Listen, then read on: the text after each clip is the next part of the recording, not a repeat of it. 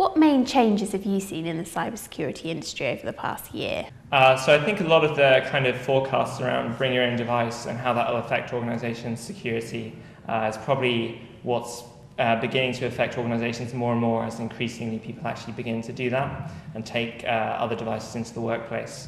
And so I think that's going to be a coming theme over the years, is how they maintain control of their security and data while that's still happening.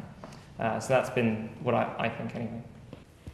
What's the main challenge facing the cybersecurity profession?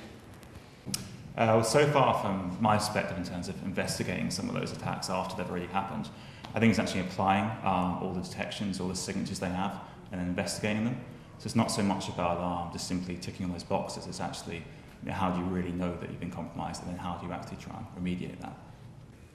Why are threat actors writing malware with JavaScript?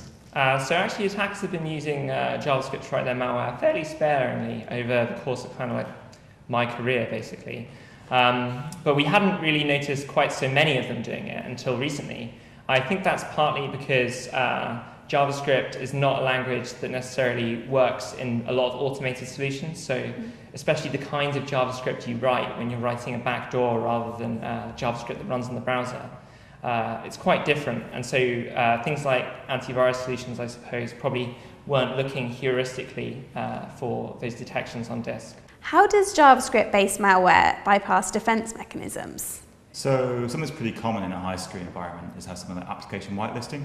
So you say just this application can run and this one, and anything that isn't on that list can't run. Something in JavaScript, well, there isn't really an application, it's just the JavaScript, the thing that runs the JavaScript is allowed to run. So that means even those high security environments, often this malware will still work.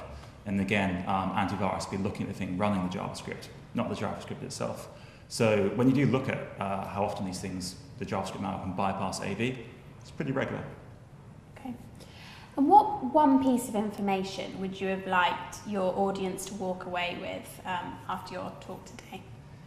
I guess it's just to make sure that analysts aren't just looking for binary malware, which is kind of the most popular form, so Windows executables, and that they consider that when they're informing their detections across the enterprise, that they make sure that they can detect lots of different types of ways of executing malware.